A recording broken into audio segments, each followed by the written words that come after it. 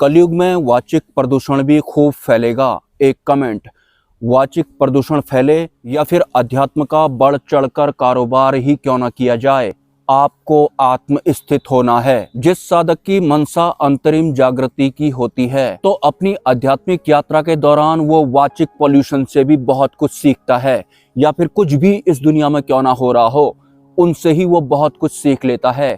बस मनसा सतमार्ग वाली होनी चाहिए और खुद की आत्म जागृति वाली पहले होनी चाहिए। एक कमेंट और आया था मुझे, वो किसी जाने पहचाने संत गुरु वगैरह का नाम ले रहे थे और पूछ रहे थे क्या वो सत्पुरुष हैं। वो सत्पुरुष हों या ना हों, आपको दूसरे के बारे में नहीं जानना है, आपको स्वयं के बारे में जानना है, स्वयं की यात्रा करनी है। जब आप अपने आप से कनेक्ट हो जाएंगे, आत्म स्थित जब आप हो जाएंगे, तो आपको किसी से पूछने की जरूरत नहीं पड़ेगी कि फलाना बाबा सत्पुरुष है या नहीं, या फिर वो संत वास्तव में ब्रह्मज्ञानी है या नहीं। वो हों भले ही ना हो, दूसरे के बारे में जानने की मनसा के साथ आप अंतरिम जागृति नहीं कर पाएंगे। आपको स्वयं पर काम करना है।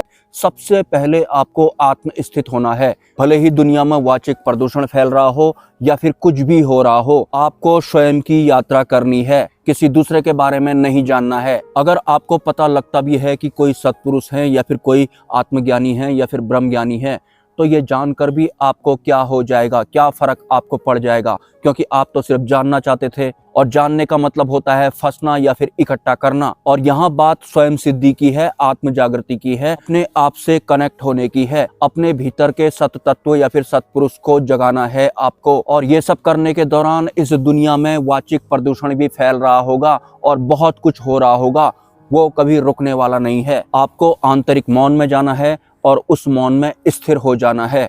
और अगर आप आत्मस्वरूप होना शुरू हो गए होंगे तो फिर इस दुनिया में वाचिक पॉल्यूशन चल रहा हो या फिर कुछ भी चल रहा हो, आप आत्म स्थित ही रहते हैं। और एक बार अगर आपकी अंतरिम जागृति शुरू हो जाती है तो फिर आपके अंतकरण के हिसाब से आपसे उसी स्तर की जो व्यवस्थाएं होती हैं वो जुड़ना शुरू हो जाती हैं। उनकी शुरुआत कहीं से भी हो सकती है, आपके भीतर से भी हो सकती है, बाहर से भी हो सकती है।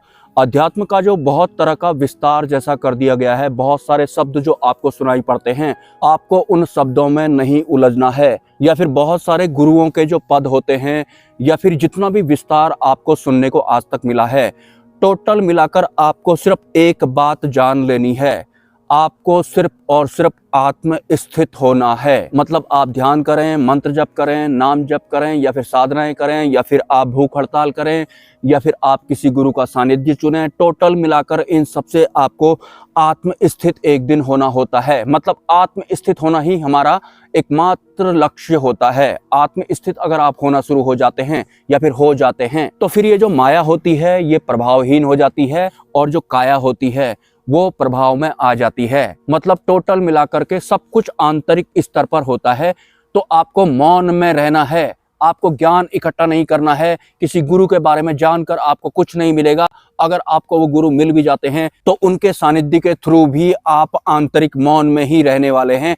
टोटल मिलाकर के वहां भी घुमा फिरा के आपको आत्म स्थित होना होता है, आत्म भाव में टिकना होता है, या फिर आत्मस्वरूप होना होता है। आत्मस्वरूप जब आप एक बार हो जाते हैं फिर आपका लेवल या फिर आपकी कैटेगरी बिल्कुल अलग हो जाती है। मतलब जब तक आप आत्म स्थित नहीं होंगे, एक तरह से आप मंत्र जप ही करते रह जाएंगे, आप गुरुओं को ही ढूंढते रह जाएंगे, या फिर बुद्धि का इस्तेमाल करते ही रह जाएंगे। और अगर उच्च स्तरीय गुरु के मिलने के बाद भी आपको ये समझ में नहीं आया कि मुझे कुछ और नहीं करना है, टोटल मिलाकर के मुझे आत्म स्थित होना है, बस वहां से आपके अध्यात्म का दूसरा चरण या फिर वास्तविक चरण या फिर वास्तविक सत्य वाला मार्ग प्रशस्त होता है, या फिर उसके बाद आपकी आध्यात्मिक यात्रा सही दिशा में होने लगती है। आत्म स्थित होने के बाद अगर इस दुनिया में आपको वाचिक पॉल्यूशन सुनाई पड़ता है या फिर दिखाई पड़ता है तो फिर वो आपको प्रभावित नहीं करने वाला है, उससे भी आप बहुत कुछ सीख लेंगे। अभी आप साधना में हैं, हो सकता है आप मोक्ष मार्ग में हैं, मतलब सत मार्ग में हैं, लेकिन अभी भी आप अपने बारे में किसी दूसरे से पूछ रहे हैं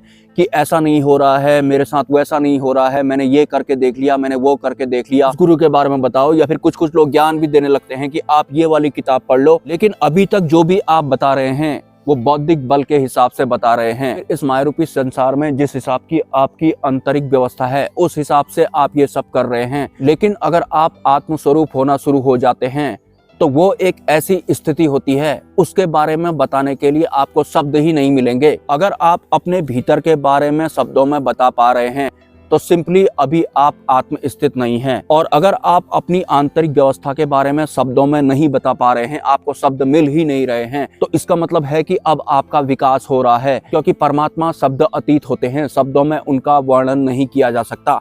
तो जहां तक शब्द हैं वहां तक आप समझ लेना कि अभी आप प्रोग्रेस कर रहे हैं, या फिर एक तरह से छटपटा ही रहे हैं, या फिर बुद्धि का इस्तेमाल करने के लिए आप विवश हैं, या फिर आज तक का इकट्ठा किया गया पुराना वाला ज्ञान ही आपके ऊपर भार बन गया है और उसको साथ में लेकर आप आगे को बढ़ रहे हैं। कोई भी ज्ञान आपने आज तक इकट्ठा किया हो, क्या उन सब से आप आत्मस्थित हुए? अगर नहीं हुए तो ऐसे ज्ञान को या फिर ऐसे गुरु को 72 खरब वर्ष पीछे रख देना है और कोशिश करनी है कि मैं बुद्धि का इस्तेमाल अब नहीं करूंगा, और जितना ज्यादा हो सके या फिर 97% मैं अपने आप के बारे में ही जानने का प्रयास करूंगा। मैं सिर्फ अंतरिम यात्रा करूंगा, स्वयं की यात्रा करूंगा। दूसरे के बारे में अगर मुझे जानना भी है तो उसमें भी मेरी अंतरिम जागृति शामिल होनी चाहिए। अदरवाइज मुझे दूसरे के बारे में भी नहीं जानना है, ना ही उसके प्रवचन सुनने हैं। और अगर उसके प्रवचन सुन के मेरा मन शांत हो रहा है तो भी मुझे ऐसे प्रवचन को छोड़ देना है, क्योंकि मन को शांत या फिर अशांत नहीं करना है, मन और दिमाग से ऊपर उठना है। और उठना है का बिल्कुल भी ये मतलब नहीं है कि बुद्धि नहीं रहेगी और मन नहीं रहेगा। एक नई व्यवस्था के साथ आप कनेक्ट हो जाएंगे। नई व्यवस्था क्या बोलूं, आप अपने आप से कनेक्ट हो जाएंगे, मतलब आत्मस्थित आप हो जाएंगे। टोटल मिलाकर एक ही शब्द है, आत्मस्वरूप होना, आत्मसिद्धि करना, या फिर आत्मस्थित होना, या फिर स्वयं को सिद्ध कर लेना भी आप इसे कह सकते हैं। मिलते हैं किसी अन्य चर्चा के साथ। नमस्कार।